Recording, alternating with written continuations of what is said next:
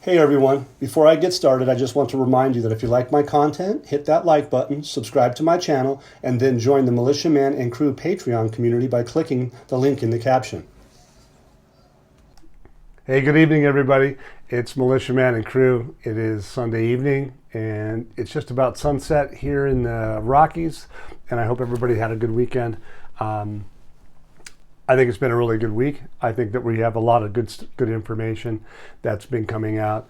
And I got about 15 pages of stuff that I'm going to try to get through, but I think I'm just going to try to do the best that I can and just to wing it, because I have a lot of information in my head.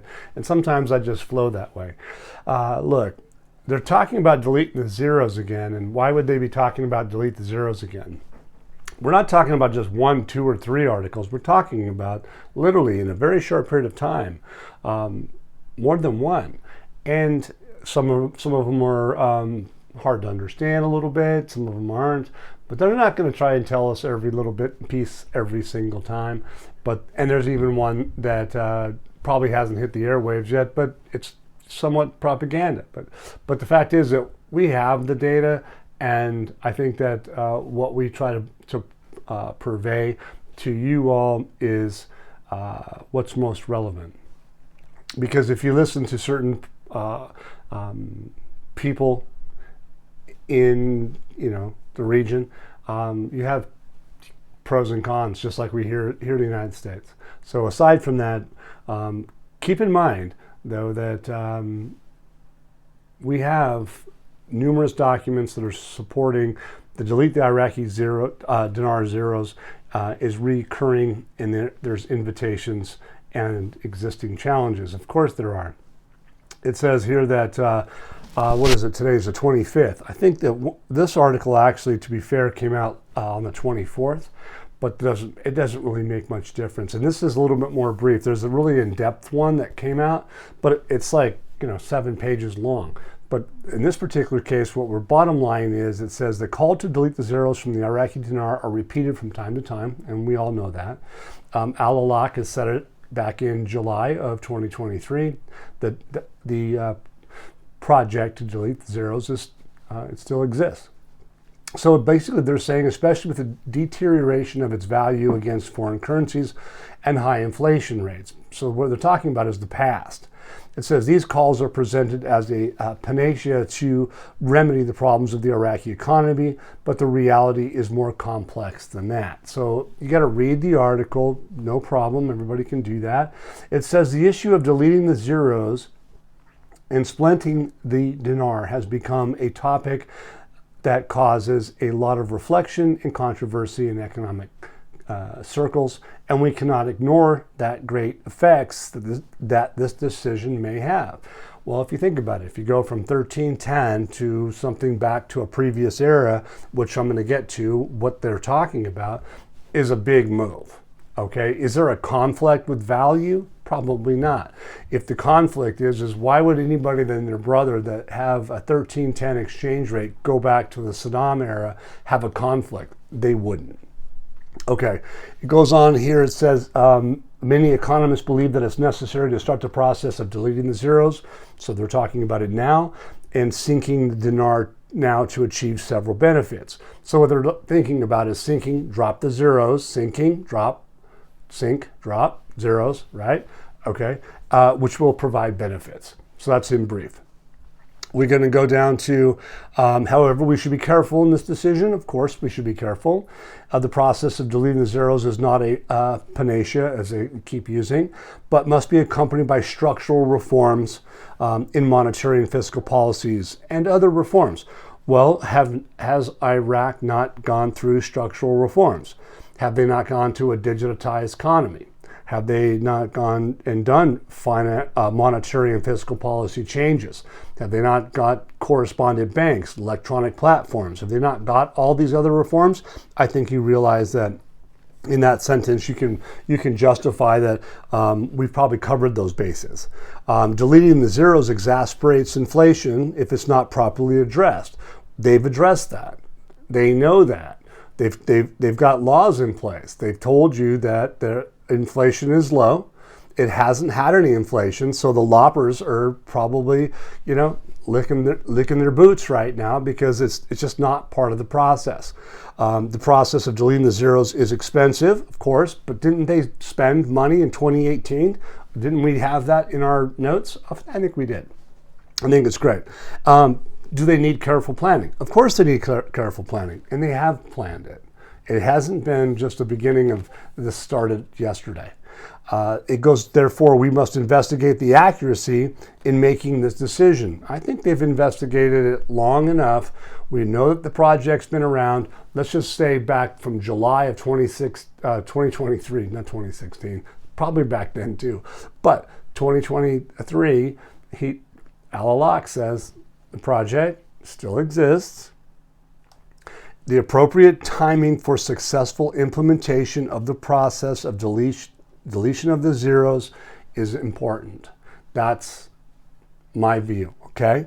It says here, when this is a quote from them, okay? I'll just for fun, bottom in blue, there you go, bottom in blue, there you go.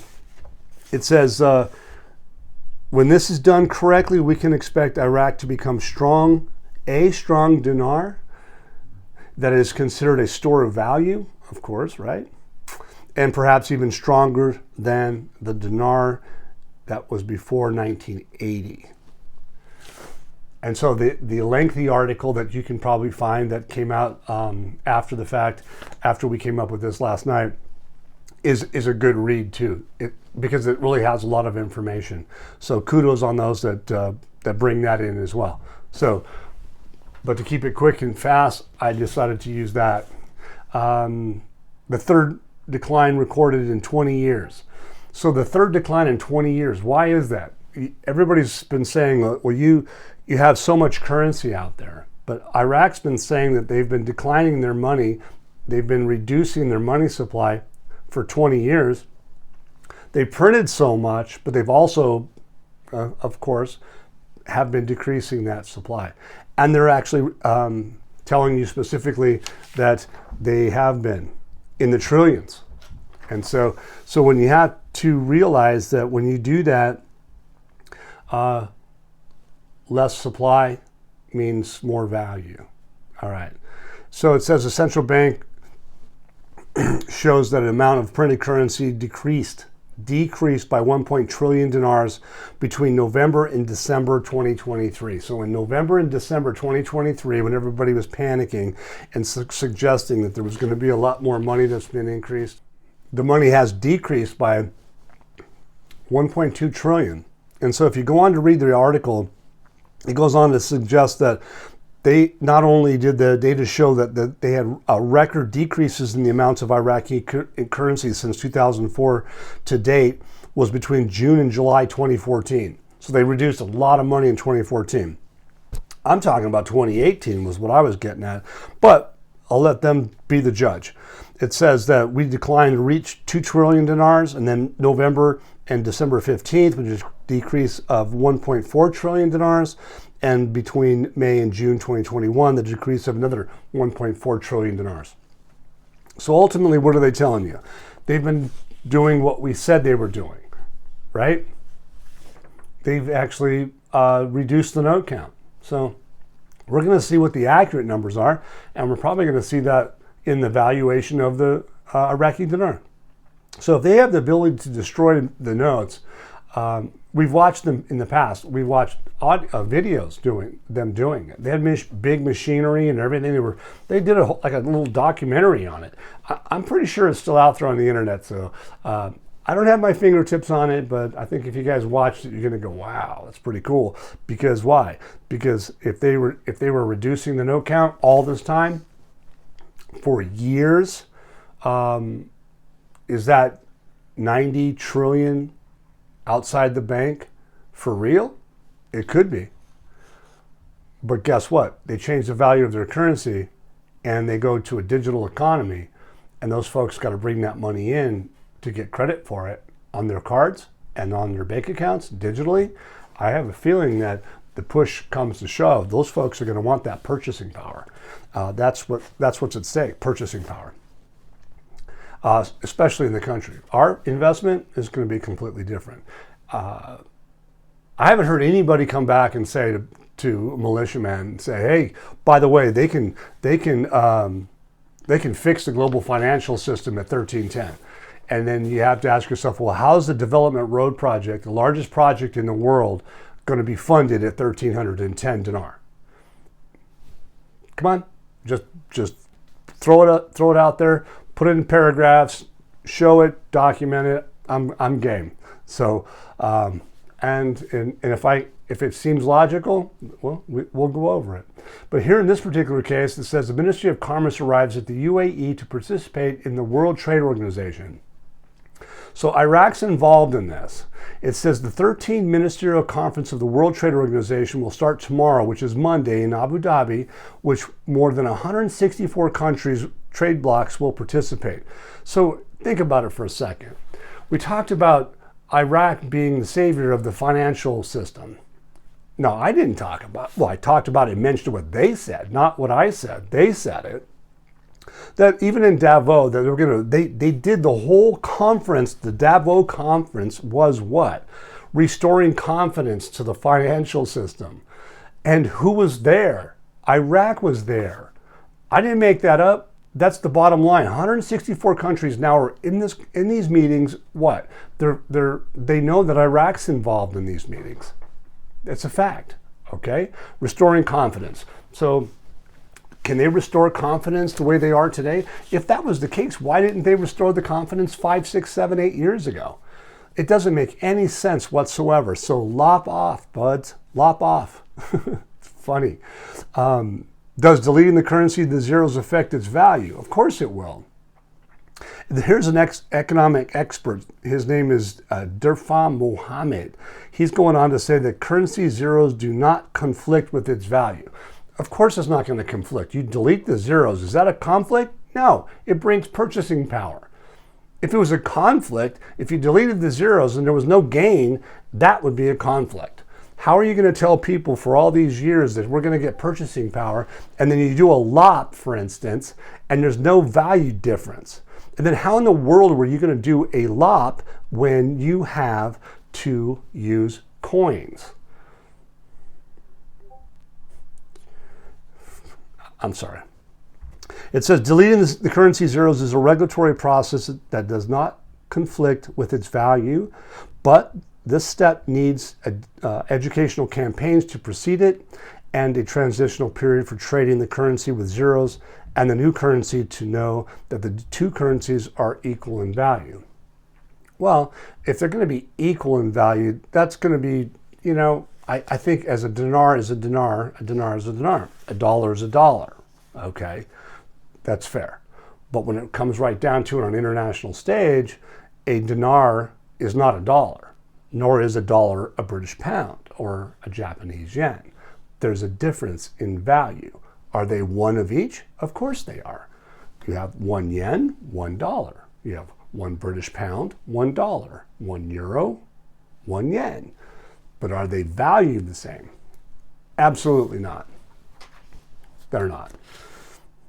Anybody that can show me today that they are, I'll be happy to talk about it. So I'm going to move to the next thing. It says the Iraqi parliament discusses with Taif Sami the spectrum, the localization of Kurdistan salaries, and the delay in the releasing of the funds. Okay, so we're back into this, excuse me, the court decisions. Excuse me. The Iraqi courts, federal court, have made those 3 decisions that we talked about. And some of them are what? Releasing employee salaries, okay? And what are they going to be talking about? The financial allocations, of course, their employee salaries, and the project financing. So you have non-oil, oil and non-oil revenues, financial allocations from all of that. They say that there's going to be amendments. Did they already have those amendments? Are they ready to go? But we all know that there's plenty of things that are happening with the Kurdistan region and the auditors and the finance ministry and the court. They were all moving. They were in Kurdistan today. They will be tomorrow. The finance ministry, Taif Sami, will be in front of Parliament tomorrow. And what are they going to be talking about? They're going to be talking about those rulings or those decisions from the central bank, because they need to pay salaries. They need to have accurate audits of how many employees. They need to have the non-oil and oil revenue streams and the customs at the borders allocated and documented and audited. So they're talking about that. And so here's an article that says, what is the impact of the use of electronic payments in Iraq? What they're basically stating is that the electronic payments and the electronic platform, he's referring to it in a sense that there's anti-corruption file. So ultimately, what I think that has been a real hard part for Iraq is that getting rid of the graft for 20 years. It says there are accelerated government steps regarding electronic payment and digital transformation, especially when state institutions were forced to pay dues through electronic payment methods. It says the government steps during the previous 6 months were good and may accelerate in the coming days. So they're focusing on specifically that they've been good and they may accelerate in the coming days. It says the issues has been two-sided, and one of which depends on the government and the other on individuals. So between the government and the individuals. So are they getting to the point where they're getting to that stage when they make an adjustment and a change, they need to all be in sync? I think they do. It says the electronic payment process will contribute to government in withdrawing cash mass available to the public. So it looks like they want to reduce the note count even further than they already have. They say that there's about 90 trillion dinars outside the banking system. They're stressing that if half of these amounts were deposited in banks, there would be no problem with financing. So in other words, what they're trying to do is get the citizens to bring in that money, and if they bring in that money, they can loan that money out. Therefore, the citizens make money. It may go against religious beliefs. I don't know. It does in some ways, but there again, not for everybody. So we'll see how that goes. Again, if half amounts, if they showed up in the bank, we're talking about housing. We're talking about millions of houses. We're talking about industrial cities. We're talking about these folks can make some serious bank. They just might have to adjust their beliefs somewhat. We'll see. Goes on to say that Iraq Finance confirms that it has taken measures to secure salary funding on an ongoing basis, stressing that the commitment to securing salary financing on that ongoing basis, here it goes to, it suggests that there was based off the federal financial law of number 6 of 2019. So if you guys want to look that up, you can be happy to do so. It goes on to say that there's the federal budget law number 13 from 2023, and that's talking about what? Unified Treasury System, Unified Treasury Account. Isn't that where all the money is supposed to be placed for all the hydrocarbon law money, or the, taking care of the citizens? I think that's where it is. It says the salaries of retirees without delay or delay through its retained cash balances for the previous year and its oil and non-oil revenues. So what do they mean by that? It says completing the budget schedules for the fiscal year 2024-2025. They basically have that money, and that's where it's coming from. It's been retained in cash balances from the previous year. So if you got money left over, do you have a surplus? Sounds like it. Do they have a deficit? I'm not so sure. They're pretty sly about telling you how much money they have. If you remember, Interpol brought in hundreds of billions. The United States probably had hundreds of billions. They just had an article out that talked about that Iraq knows that there was about 400 billion of stolen money. I'm pretty sure that if they were able to claw that money back in a digital economy, Iraq's not going to be hurting for cash, paying salaries. Why haven't they paid those salaries yet? Because they haven't adjusted to this or finished the 2023 and encapsulated into the 2024-25 budgets yet, have they? They haven't done that. They talked about financing. So let's just see how these guys roll this out. Here, this particular article says, Al-Sudani, Prime Minister, strategic projects will work to attract partnerships and economic integration. Well, if you think about it, if you go to the WTO's website and you ask them, what is integration? You're going to find out that is one major component of the WTO's process. And we have that in Patreon and we have that in Discord. And so I think you guys should come check it out, because if you're not caught up, you probably would like to be. It says the Mohammed Shia al-Sudani confirmed on Sunday that the major strategic projects will work to attract partnership and economic integration. Okay, those are buzzwords from WTO. There's a new thing called the IFD that was posted today on the WTO site. If you haven't seen it yet, we have it in Patreon. I suggest you read it, because it's bottom line. It's about sustainable development. It's about the 2030 plan. It talks about that plan. And we've talked about it months or weeks ago with respect to the UN and their 2030 plan. And the amount of agencies, from 3 to 4 letter agencies, that are involved in this plan are fascinating. But one of the things, if you look it up, and you'll find that Iraq, Egypt, and Saudi Arabia are key in this 2030 plan. So when they talk about integration, the Baghdad International Dialogue today talked about what? Economic integration. Economic integration. Enhancement of integration between Arab countries. So those are the things. Here, this particular sentence says, in quote, major strategic projects such as the Development Road Project will work to attract partnership and economic integration and reinforce Iraq's ideas of proposing an economic bloc as was previously proposed in the Arab Summit, as projects that fuel development and enhance integration between Arab countries. And so here's the quote. You probably want to look for it, because it's pretty simple to find. It doesn't take a whole lot of effort. It says, supporting their greater integration in global trade is a major priority for the WTO. That's their words, not mine. The WTO agreements have special provisions aimed at helping developing countries implement WTO rules, while WTO assistance and other WTO supporter initiatives are aimed at increasing their capacity to trade. So what do we have today? We have this new IFD at the WTO. What did they say it was? It was on the eve of the Ministerial Council 13, MC13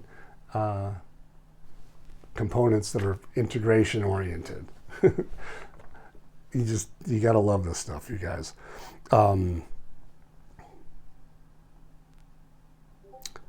Basically, the Baghdad International Dialogue meeting today, Al-Sudani is basically talking to professionals and his peers and all these different people about what's expected for tomorrow and into the 29th. So look, pay attention to the integration, those buzzwords. Remember, all the things that we've been talking about is that Iraq was supposed to be the savior and be part of things. Just because they haven't spoken about other than Comoros, right? They've focused in on Comoros, but they also focused in at the beginning of the year the Timor-Leste. They didn't mention that today. They didn't mention that 2 weeks ago. They did it at the very beginning of the year when they were congratulating everybody, but they didn't mention it. But they do mention in these meetings that the Arab countries, Iraq inclusive, are involved. And if Iraq, per the UN Assembly, Davos, and Munich, Iraq is supposed to be like, according to JP Morgan, Chase, bank stories are true, and confirmed, have a bearing on this. You probably would think that, man, this is like crazy. It's really good. So a delegation from the Iraqi Financial Supervision Authority arrives in the Kurdistan region. Why did they arrive? Well, kind of a court order, I think. They needed to get down there. It says that delegation will look at expenditures and revenues of the last 6 months of last year as a technical measure for the Iraq budget to look at revenues every 3 or 6 months. Well, they're going to look at all the revenues, but they're going to do what? They're going to do oversight.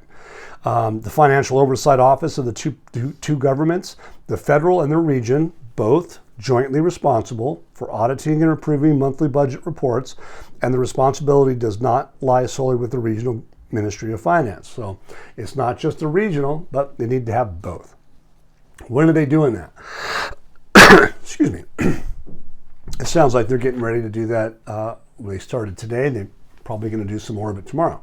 So anyway, the next thing is that Baghdad monitors Erbil through a government delegation touring Kurdistan. So Baghdad article basically is saying that and Erbil are monitoring a government delegation to Kurdistan, and they're going to have those two ministries basically having agreements or talking tomorrow. It says the first step of the federal court decision was Iraq Ministry of Finance sending a delegation from the Federal Financial Supervision Bureau to Erbil. So they are sending a financial supervision bureau. And it says the delegation arrived yesterday. That's not today, so that was yesterday. And will begin a tour by visitors in the Ministry of Natural Resources, the Ministry of Finance, and the Customs Authority in the region. Well, that's pretty heavy, right? So some of the biggest money makers in all of the country happen to be in those particular venues. And basically it says a visit comes to reveal the region's revenues. So they want to find out what? How much money you've got. and verify what? Employees. They want to verify employee numbers. They want accurate accounting. That's what they're going to be doing. And so ultimately, next story goes on, the delegation from the Federal Financial Bureau will arrive. It will audit the revenues and the expenditures, and it will also deal with the second half of last year. So they're basically looking at what happened last year so we can reconcile it. 2023, I've been talking about that. How are you going to reconcile to make these schedules for 2024 without having that taken care of? So to quickly complete this audit, they're going to find what? Revenues and expenditures. They're taking that next step, everybody. It's like now. It's not tomorrow. Well, no, it is tomorrow. But as time goes, we're going to find out how quickly they do this, because what did the court do? They said do it without delay. They have a time schedule. They didn't say what time schedule they have, but if they have these delegations in Kurdistan, and then Taif Sami is going to be on the carpet tomorrow. Well, carpet, or she's going to be at a desk. Let's see how it goes. The Prime Minister encourages industrialists to expand their production capacity. So why is the Prime Minister coming out with this article? He's basically saying that they're going to have a need to build what? Residential cities. They're going to have the need to build commercial industrial cities. They're going to have to deal with infrastructure. They're going to have to deal with all kinds of different things to do what? Grow their national industry. And so they're basically talking about providing for a new industrial community or industrial sector. And what's that going to take? Construction, residential, industrial. What is it going to need? It's going to need materials. So as they move forward, materials are going to be phenomenal. I mean, I can't even get into how deep that is, because think about building a house and the components in it. I mean, there's manuals you guys can look up. Just look at a residential manual, for instance. You can probably Google it online. How many components and what percentages are of a home, just one home. And you're going to go, wow, there's a lot of components to just one home, let alone 4 million. or even industrial sittings, or even refineries. You just got to shake your head. And then you think to yourself, like, well, the WTO's not ready yet. Really? Sustainable development? This new IFD? Iraq's on the precipice. They're involved in it. You think they're going to kick Iraq to the curb? I mean, do you really think that from the UN assembly meetings, what they said specifically with JP Morgan, Citibank, restoring confidence, the Davos meetings, their headline was restoring confidence. Al-Sudani was in those meetings. And then the next one was the Munich meetings. And you haven't quite clicked on this yet. I'm pretty sure this data should be getting down into the basement. I really do, because it should saturate. It's that huge. 120,000 housing units. What is there? There's an urgent need for these materials. Urgent. So Al-Sudani is having a meeting saying, look, we face real opportunities and create a vast national industry, but we need materials to do so. Can you guys please help? That's what I get from that article. So here on the last thing I'm going to get through is that, remember, the WTO has rules and regulations, and some of the stuff that they have to deal with is that it takes 2/3 of a vote to bring in a new member. But I find this really fascinating because the investment facilitation for development today came out. Got an email from them. It says that the 3/4 of members mark the finalization of the IFD agreement, which I already mentioned, request incorporation with the WTO ministers representing 123 WTO members issued on February 25th today. A joint ministerial declaration marking the finalization of the investment facilitation for development. So it's the investment facilitation for development agreement. And it made it available to the public ministers. It also issued a submission asking for the 13th WTO Ministerial Council, the MC13, taking place on Abu Dhabi on the 26th to the 29th to incorporate the IFD agreement in Annex 4 of the Marrakesh Agreement establishing the WTO. So if you go back in history, you're going to find out that the Marrakesh Agreement is pretty big. Been around for a long time, everybody. So Google that and check it out. It says participants represent 3/4 of the WTO membership, including close to 90 developing economies and 26 least developed economies.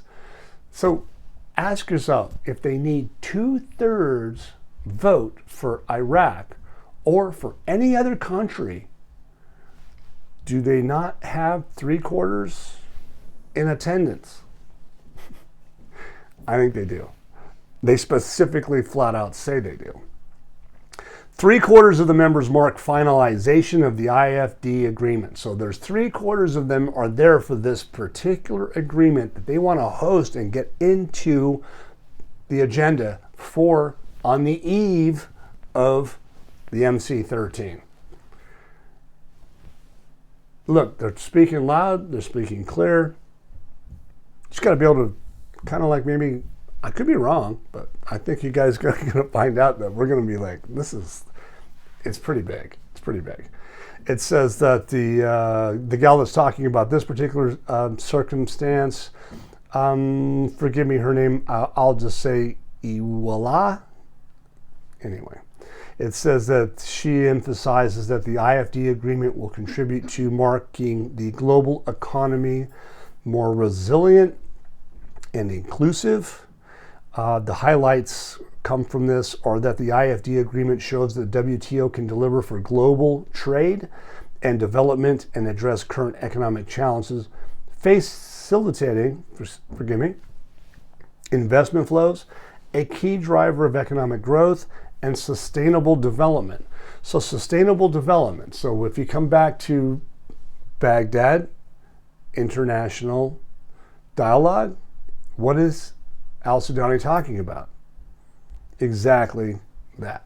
Sustainable development. Integration. Is it all intertwined? 100%, in my opinion. So, the history we're making together today will mark the new beginning for tomorrow. Those are pretty powerful words. Why? This is on the eve of the MC13. So they're on the history of making together today will mark the new beginning from tomorrow. All right. So participating members took the floor to stress that the IFD agreement incorporated in the WTO would create clear and consistent benchmarks for investment facilitation, reducing regulatory uncertainty, and making it easier for investors to invest. Why is that important? They're an anchor. All of this is an anchor from the domestic reform. All of these people are sharing in these committees are standing strong to signal what? That a host economy. So they haven't told you which host economy that is yet. And I don't know which one it is, but it says a host economy is committed to reforming its investment climate. Isn't Iraq ready for opening to the world? It could be. Is Timor-Leste opening to the world? Is Comoros opening to the world? I don't know. But a host economy is committed to reforming its investment climate. Sorry. I don't know, you guys. I'm just pumped. I love it.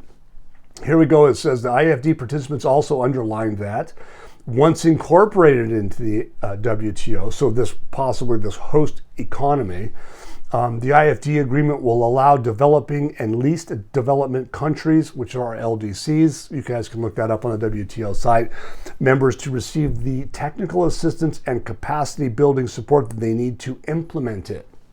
So it's going to be helpful for other countries, I guess.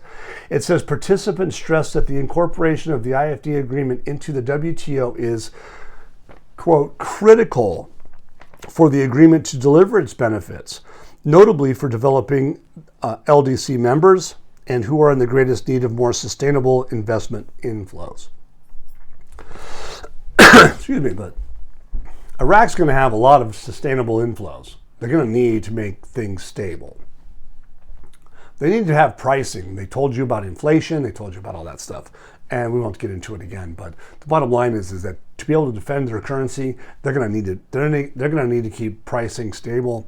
And I think these guys all know that. World Trade Organization, level playing field, everything's supposed to be flowing. Whether we believe into it or not is not my issue. It is what they say that they're going to do. He says, or she says, it will also be a catalyst for international support for national, regional investment facilitation efforts under their Article X9 of the WTO agreement provides.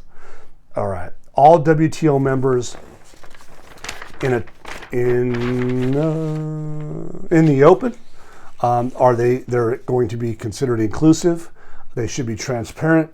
They should be doing it in a manner that is in line with the MC13's views in achieving their common aspiration of incorporating this new IFD agreement into the WTO as what?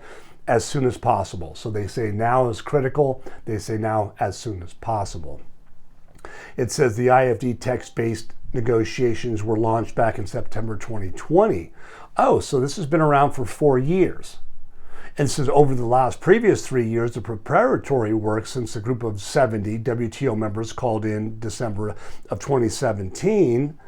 Oh, so it really goes back a little bit further than that. So ultimately what we're seeing now is that it's a critical time. It's a critical time to be open and inclusive and transparent. Really? All right, so everybody, I can be a little bit silly, but the bottom line is that what we just gave you guys is knock it out of the park. So if Iraq has the ability to become WTO compliant, not even that, to have a session, if you will, it sounds like they set the stage. These guys are setting the stage that Back in December 2026, no, December 26th of 2023, one of the advisors to the Prime Minister spoke about having a major announcement. I wouldn't be surprised if they do a major announcement, because they aren't talking about Iraq.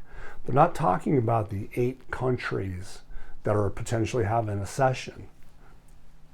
They haven't. They talked about 2 of the lowest developed countries, but they focused it on 1. Why not the rest? Why not mention the rest? Is there a major announcement coming? I hope so.